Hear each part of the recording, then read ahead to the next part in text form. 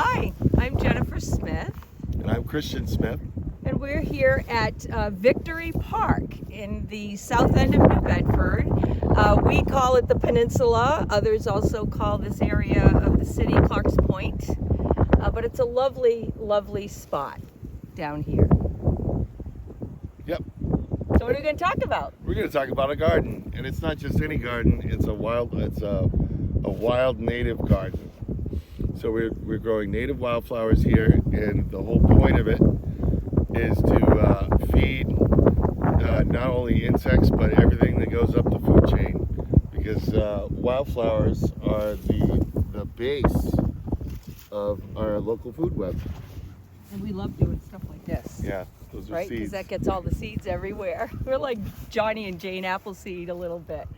So how did it all start? I mean, this has been, what, like 5 years for us doing this? I think 5 years Both ago, home and here? five or six. But this was the impetus, right? It all started up with here. walking our dogs. We live right down the street, and we would come up here for the scenic views. We know that monarch butterflies require milkweed to reproduce, and also that monarch butterflies are now being considered for threatened status.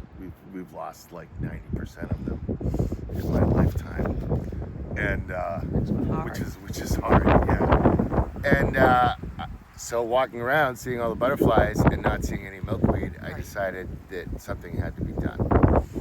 So they were obviously here. I figured, let's put a garden in. So I contacted the Parks and Recreation for New Bedford, the city of New Bedford. Mary Raposa. Mary One of our Raposa. big supporters. And I pitched,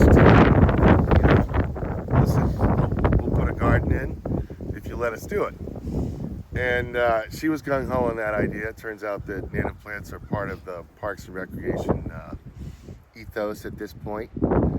And so we got together. We got, I don't know, dozen or so volunteers. Yeah, we just put out a call to family and friends. It was November 2019. It was freezing, and the pictures were all like bundled up. And I don't know, like 30 people came. They showed up. Yep. And we had a lot of hard work to do. Like, it was not just, oh, this is fun, let's have hot chocolate and dig a little bit. We had to, Chris had stripped the grass before people got here. We had to really dig down and turn stuff over, and it was hours and Yep. hours. And it was fun. It was fun. We had a ball. Took 3 days. 1 day to strip, Yep. 1 day to spread topsoil on the area that we stripped, and then That's came a back red. and put in a bunch of wildflower seeds. I bought a native seed mix, specifically local to New England, from a company up in Vermont, and we put that in, and then it did nothing until the next spring, and started to come up. Yeah. Unfortunately, the DPI did not get the message and mowed it once. Which Only sometimes part of it, which can actually be didn't hurt. beneficial, Yeah. So we're all learning, right? We're all We're learning, all yep. learning at this point. And from space, this whole garden looks like a flower, which is kind of cool. We designed it so it would be wildflowers on the map. What's super cool standing here is, see the flattened, comfy grass area?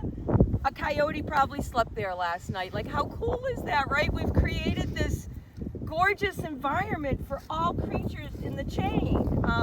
We come here with our dogs, as Chris said, and we see the coyotes a lot. We just saw a pack of like 5 about a month ago. But our most prolific volunteer has been the evening primrose. Lots of asters, which are a late season plant.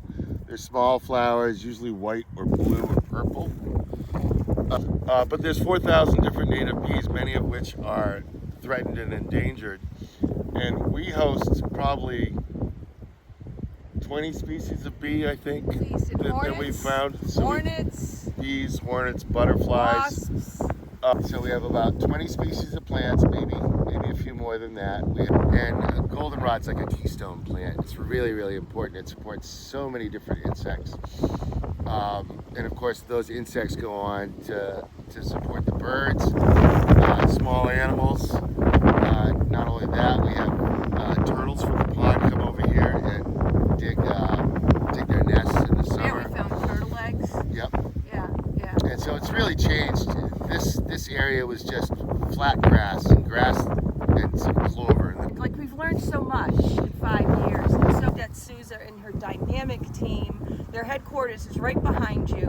And they are young urban explorers. They have a bike program. They grow vegetables on the other side of the pond. They come over here to the garden when it's in bloom, and they're investigating what's in bloom.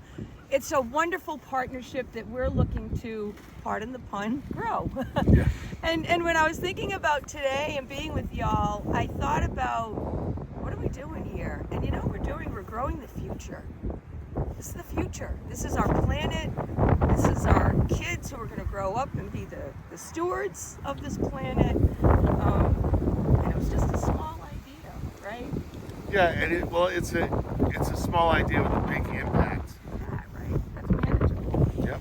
And So it's- this is one of my favorite things, and again, we love to do this. We're gonna help. Let's help get some of this out into the world, right?